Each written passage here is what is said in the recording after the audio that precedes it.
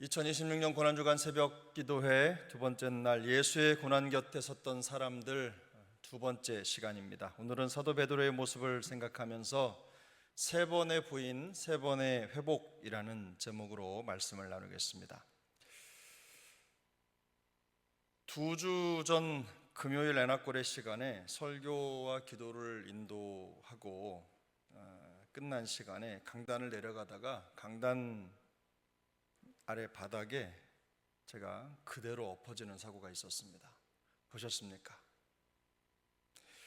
예배당이 조금 어둡고 기도 중이셔서 잘 못 보셨겠지만 그냥 여기서 뚝 떨어져서 저 앞으로 탁 넘어졌습니다. 우리 교회 강단이 많이 높은 것은 아니지만 이 높이에서 앞으로 넘어지면 꽤 다칠 수 있습니다. 팔이 부러질 수도 있고 그런데 정말 하나도 안 다쳤습니다. 기분이 안 좋으십니까? 제가 안 다쳤다고 하니까. 넘어졌는데 왠지 강단 아래 카펫에 제가 그냥 자연스럽게 착지를 하는 느낌이었어요. 벌떡 일어나서 정면에 그 건반하시는 집사님, 제가 넘어지는 걸 그대로 다 봤거든요. 그래서 멋쩍은 미소를 보이고 걸어 나갔습니다만 그 순간 그렇게 넘어졌는데 어떻게 아무렇지도 않을까 하는 생각이 머릿속에 스쳤습니다. 동시에 제가 넘어지는 것을 보신 분들이 많지 않다는 사실 때문에 다행이라는 생각도 들었습니다. 사실 그렇게 넘어지고 나면 다치는 것도 걱정이지만 조금 부끄럽습니다. 어른이 넘어진다는 게 참 부끄럽죠. 부끄러운 일이죠. 근데 이게 저는 신앙적인 것과 연결이 되더라고요. 신앙생활 하면서 초신자야 그렇다 쳐도 신앙생활 하면서 열심히 신앙생활 하다가 마음속에 영적으로 넘어진다, 이게 참 부끄러운 일이구나, 저 개인적으로 그렇게 생각을 좀 했습니다. 그래서 웬만하면 넘어지지 않으려고 노력을 해야 되겠다, 이런 생각도 그 짧은 시간에 했더랬습니다. 사람은 누구나 자신의 부끄러운 순간을 감추고 싶어 합니다. 과거에 실수가 있었다면 아무도 보지 않기를 바라고 내가 가진 부끄러운 과거를 다른 사람이 더 이상 기억하지 않았으면 하는 것이 인지상정입니다. 아마 오늘 본문 속에 등장하는 베드로도 그랬을 것입니다. 그는 정말 부끄러운 과거를 가지고 있는 예수님의 제자입니다. 십자가의 고난을 향해 가시는 예수님을 멀찍이 따르면서도 3번씩이나 주님을 모른다고 부인했기 때문입니다. 닭 울기 전 내가 3번 나를 부인하리라 라는 예수님의 말씀대로 그는 기억하고 싶지 않은 처절한 실패를 경험했습니다. 새벽닭이 울 때마다 그는 예수님 말씀이 생각나서 울었을 것입니다. 오늘 본문도 그는 예수님의 말씀이 생각나서 심히 통곡했다고 기록합니다. 매일 새벽닭이 울 때마다 이 고통스러운 실패의 순간을 일평생 잊지 않았을 것입니다. 지금도 프랑스나 독일 혹은 오스트리아 같은 이런 유럽의 나라들에 가면 교회 지붕 꼭대기에 십자가가 아니라 수탉이 달려 있는 경우가 왕왕 있습니다. 차를 타고 달리다 보면 그런 교회들이 보이는데요, 여러 가지 이유가 있겠지만 가장 큰 이유는 성경 속의 베드로 사건 때문이라고 합니다. 언제든 베드로처럼 우리는 주님을 부인할 수 있다는 것을 잊지 말고 늘 회개하며 깨어 있으라 라고 하는 영적인 각성을 촉구하는 상징물이라고 합니다. 종교개혁의 상징이라고 하겠죠. 하지만 베드로의 삶이 예수님을 부인하는 것으로 끝났다면 아마 수탉은 교회 위에 있을 수가 없었을 것입니다. 그 교회도 베드로를 상징하는 수탉을 교회 지붕에 달지는 않았을 것입니다. 주님은 실패한 베드로를 찾아가셨습니다. 요한복음 21장 7절을 보면 이렇게 말씀합니다. 예수께서 사랑하시는 그 제자가 베드로에게 이르되 주님이시라 하니 시몬 베드로가 벗고 있다가 주님이라는 말을 듣고 겉옷을 두른 후에 바다로 뛰어내리더라. 부활하신 주님이 디베랴 바닷가에서 고기를 잡는 베드로를 찾아가신 겁니다. 주님은 부활하신 후에 디베랴 바닷가에서 고기를 잡던 베드로를 찾아가셔서 내가 나를 사랑하느냐 이렇게 물으셨습니다.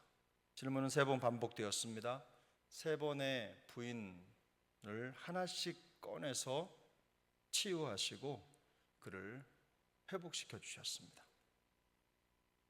이 회복의 시간을 통해 베드로는 예수님을 부인하고 넘어졌던 부끄러운 과거를 딛고 일어서서 교회의 반석이 되었습니다. 실패했던 인생이 회복되었고 그 회복을 넘어서 사명으로 나아갈 수 있게 된 것입니다. 이처럼 예수님의 고난 곁에서 실패와 회복을 경험했던 베드로의 모습이 우리에게 소중한 가르침을 주지요. 첫 번째는 이겁니다. 멀찍이 따르는 신앙은 위험하다는 것입니다. 사실 베드로가 고난을 받은 예수님을 따라가지 않은 것은 아닙니다. 오늘 보면 54절을 보면 이렇게 말씀합니다. 함께 읽겠습니다. 예수를 잡아 끌고 대제사장의 집으로 들어갈새 베드로가 멀찍이 따라가니라. 멀찍이 따라가니라. 어느 정도 거리를 두고 따라간다는 말이죠. 그는 고난받는 예수님이 계셨던 바로 그 현장에 있었습니다. 그 현장을 떠나지 않았어요. 다만 멀찍이 떨어져서 어느 정도 거리를 두고 있었을 뿐입니다. 사람들과 섞여서 적당히 자신을 감추고 모닥불을 쬐면서 신문당하는 예수님을 지켜보기까지 했습니다. 베드로의 이런 태도는 한편으로 보면 비난받을 수 있습니다. 사실 그러나 그는 다른 제자들과는 달랐죠. 다른 제자들은 다 도망을 갔는데 베드로는 그래도 끝까지 예수님을 따라가려고 노력했던 사람입니다. 상대적으로 보면 다른 제자들보다 더 믿음이 좋은 제자라고 할 수 있을 것입니다. 예수님을 마음속에 두고 누구보다 더 사랑했던 사람이라고 할 수 있을 것입니다. 그러나 문제는 그 거리입니다. 멀찍이 거리를 두고 고난받는 예수님을 따라갔습니다. 거리를 두었다는 것은 그 사이에 누군가 끼어들 수 있는 가능성을 열어두었다는 뜻입니다. 이 멀찍이라고 하는 성경의 표현은 단지 베드로가 예수님과 물리적으로 거리를 두고 있었다라는 뜻만을 담겨 놓은 말이 아닙니다. 그럼 거리만을 의미하지 않습니다. 주님에 대한 마음의 거리도 그만큼 떨어져 있다는 뜻이기도 합니다. 열심히 주를 따랐지만 그러나 어느 정도의 거리를 둔 것이죠. 이런 표현이 될 것입니다. 여차하면 도망가야 되겠다. 여차하면 피해야 되겠다. 슬그머니 달아나야 되겠다. 이런 생각이 이 멀찍이라는 표현 속에 담긴 거죠. 그는 실제로 그 사람들의 추궁을 견디지 못했습니다. 그리고 그 자리에서 예수님을 부인했습니다. 결국 이 거리가 낳은 부인입니다. 이 거리 때문에 베드로는 예수님을 부인한 것이죠. 부인할 것을 스스로 미리 보여준 것이나 다름이 없습니다. 멀찍이 떨어져 있던 베드로의 어정쩡한 태도는 언제든 기회가 되면, 상황이 되면 주님을 부인해도 전혀 이상하지 않은 상태였던 것입니다. 영적으로 보면 예수님과 거의 떨어져 있는, 가룟 유다와 크게 다르지 않은 그런 위치에 서 있었던 겁니다. 이처럼 멀찍이 따라가는 신앙은 위험합니다. 사실 적당히 거리를 두고 신앙생활을 하는 성도님들이 적지 않습니다. 사역의 현장에 직접 뛰어들어서 자기의 십자가를 지려고 하기보다는 어느 정도 안전거리를 유지하면서 관망하는 신앙생활을 만족하는 거죠. 신방을 하거나 혹은 성도님들을 뵈면 정말 이런 분들이 많습니다. 안전거리 유지하는 거. 경보장치를 두신 것 같아요. 이만큼 이상은 가지 마. 띠띠띠띠 경보를 들으면 다시 떨어지고 요즘에 발달된 것처럼 그렇게 신앙생활 하시는 겁니다. 교회 사역에 깊이 들어가면 너무 깊이 참여하면 상처도 받고 힘들어진다고 생각하고 있는지도 모르겠습니다. 실제로 그럴 수도 있습니다. 부담 없는 신앙생활을 하고 싶어서 적당히 거리를 두는 것일 수도 있겠습니다. 예배는 드리지만 구체적인 삶의 결단도 없습니다. 교회 안에 있지만 책임과 헌신이 필요한 순간에는 항상 거리를 둡니다. 신앙을 고백해야 할 결정적인 순간에도 침묵으로 일관합니다. 세상 사람들의 시선을 의식해서 내가 그리스도인이라고 하는 것을 쉽게 말하지 않습니다. 이런 것들이 멀찍이 예수님을 따르는 신앙의 대표적인 현상들입니다. 그러나 멀찍이 따라가는 신앙은 위험합니다.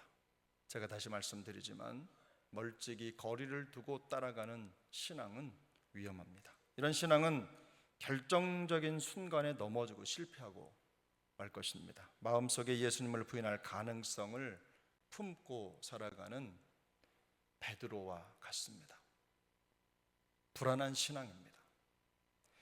더구나 적당히 거리를 둔 신앙이 주님과 점점 더 가까워지고 깊어지기는 정말로 어렵습니다. 시편 63편 8절은 이렇게 고백합니다. 나의 영혼이 주를 가까이 따르니 주의 오른손이 나를 붙드셨거니와. 이것은 다윗의 고백입니다. 유다 광야를 배회하며 힘들었던 그 다윗이 그 광야를 지나며 그 광야 생활을 통해서 얻은 자기의 경험을 이렇게 고백하고 있는 것입니다. 나의 영혼이 주를 가까이 따르니 주의 오른손이 나를 붙드셨거니와. 주님의 은혜가 아니었다면 설 수 없었다는 고백입니다. 예수님을 가까이 하면 해를 입을지도 모른다는 베드로의 생각과는 정반대의 방향으로 가고 있는 것이죠. 시편 74편 3편 28절은 우리에게 이렇게 말씀합니다. 우리 함께 읽겠습니다. 하나님께 가까이함이 내게 복이라. 내가 주 여호와를 나의 피난처로 삼아 주의 모든 행적을 전파하리이다. 하나님께 가까이함이 내게 복이라. 생명력 있고 풍성한 간증거리를 갖고 싶은 분들이 참 많습니다. 그런 게 있으면 흔들리지 않는 신앙생활이 될 것이라고 생각하기 때문입니다. 근데 오늘 시편 73편 28절은 이렇게 말씀하죠. 하나님께 가까이함이 내게 복이라. 내가 주 여호와를 나의 피난처로 삼아 주의 모든 행적을 전파하리이다. 무슨 말입니까? 하나님께 가까이 있는 자들이 하나님의 행적을 볼 가능성이 더 높다는 것입니다. 결론적으로 간증거리가 더 많아진다는 것이죠. 어려움이 없는 것은 아니지만 매 순간 주님이 나의 피난처가 되시고 주께서 우리를 위해 행하신 일들을 삶 속에서 항상 경험하면서 더욱 단단한 믿음의 사람으로 세워져 간다는 것입니다. 주께 가까이 따르는 일에 더욱더 마음을 쏟는 우리 세종항 식구들 모두가 될 수 있기를 예수님의 이름으로 축복합니다. 베드로의 일생이 우리에게 주는 또 다른 교훈이 있습니다. 그것은 회복은 끝이 아니라 사명의 출발선이라는 것입니다. 요한복음 21장 15절 말씀인데요, 우리 함께 읽겠습니다. 그들이 조반 먹은 후에 예수께서 시몬 베드로에게 이르시되 요한의 아들 시몬아, 내가 이 사람들보다 나를 더 사랑하느냐 하시니 이르되 주님 그러하나이다. 내가 주님을 사랑하는 줄 주님께서 아시나이다. 이르시되 내 어린 양을 먹이라 하시고. 예수님은 베드로를 찾아가셔서 3번이나 같은 질문을 하셨습니다. 그리고 그 과거의 실패를 꺼내서 치료해 주셨습니다. 그를 건져내신 거죠. 실패에 빠져 허덕이던 그를 건져내신 겁니다. 주님은 그를 회복시키셨을 뿐만 아니라 그에게 내 어린 양을 먹이라는 사명도 주셨습니다. 우리는 종종 하나님께서 실패한 사람을 쓰신다라는 표현을 사용합니다. 그리고 그런 표현을 좋아하지요. 그러나 실패한 사람을 쓰신다는 말의 더 정확한 표현은 하나님은 실패를 통과한 사람을 쓰신다일 것입니다. 주님은 베드로가 과거의 상처, 그 상처로부터 벗어나기를 원하신 건 맞습니다.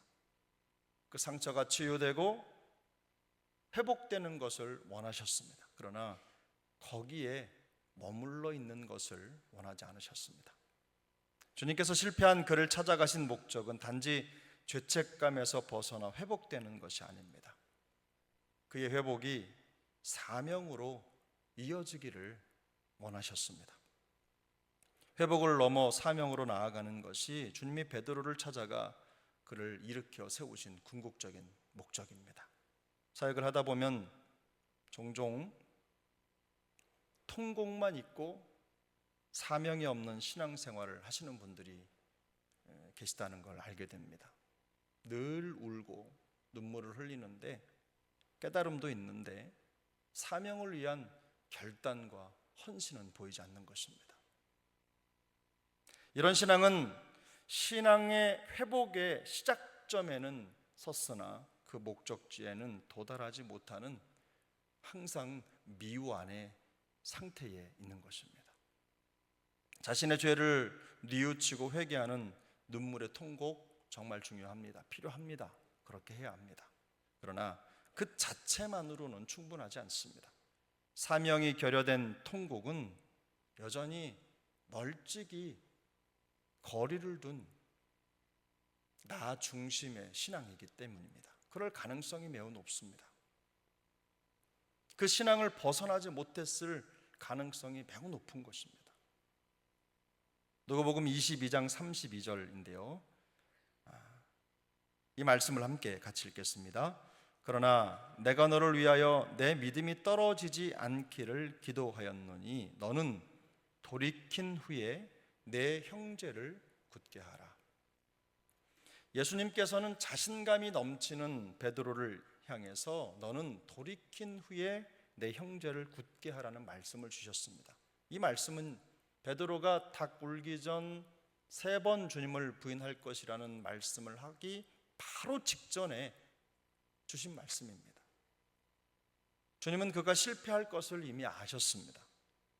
그러나 실패가 끝이 아니라 그 실패는 반드시 회복될 것이고 또 그 회복이 사명으로 이어져야 된다는 것을 알려주신 겁니다. 네가 실패할 거다. 그런데 그 실패에서 다시 일어나 회복될 것이지만 회복의 자리에만 머물러 있지 말고 형제를 세우는 사명의 자리로 나아가라. 이렇게 말씀하신 거예요. 강조하신 거죠. 주님은 베드로가 쏟아내는 눈물의 통곡을 보셨습니다. 그리고 이제는 그의 회개와 다짐이 통곡으로 끝나지 않고 회복을 지나 사명으로 열매 맺어야 함을 깨닫게 하셨습니다. 주님은 우리가 멀찍이 서서 적당히 거리를 둔 신앙으로 사는 것을 기뻐하지 않으십니다. 단지 회복이 목적이 되는 신앙생활로 마치는 걸 바라지 않는다는 말씀입니다. 이것이 우리의 신앙의 종착지가 되는 걸 주님은 기뻐하지 않으셔요. 우리가 상처와 아픔에서 회복도 되어야 되겠지만 주님은 우리의 믿음이, 우리의 신앙이 거기에서 한 발 더 나아가기를 원하시는 겁니다. 멀찍이 서서 우리가 우리 자신의 안전과 평안을 지키려는 그런 시도를 마음속에 가지고 계산하고 했던 것들, 그런 것들을 내려놓고 하나님을 가까이 할 때 우리를 붙잡아 주시는 그 주님을 고백하고 간증하는 신앙이 되기를 원하시는 겁니다.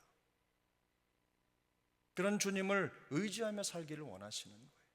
날마다 그저 내가 혼자 잘해서 견고히 섰다라고 하는 내 만족이 아니라 우리의 삶을 지켜보시고 우리를 이끄시는 그 하나님의 손길을 날마다 경험하면서 고백하는 그런 신앙이 되기를 원하시는 거예요.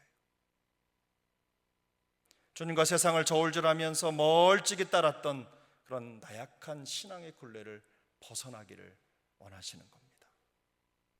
눈물만 흘리고 삶의 변화가 없는 미완의 신앙에 머물러 있었다면 그런 상태에서 벗어날 수 있기를 소망합니다. 실패도 없고 상처도 없는 신앙생활 보면 좋아 보입니다. 적당히 그저 자리를 지키며 멀찌감치 안전거리를 유지하는 신앙 괜찮아 보입니다. 하지만 하나님은 실패를 통과하면서 회복의 은혜를 경험한 사람을 통해 일하십니다.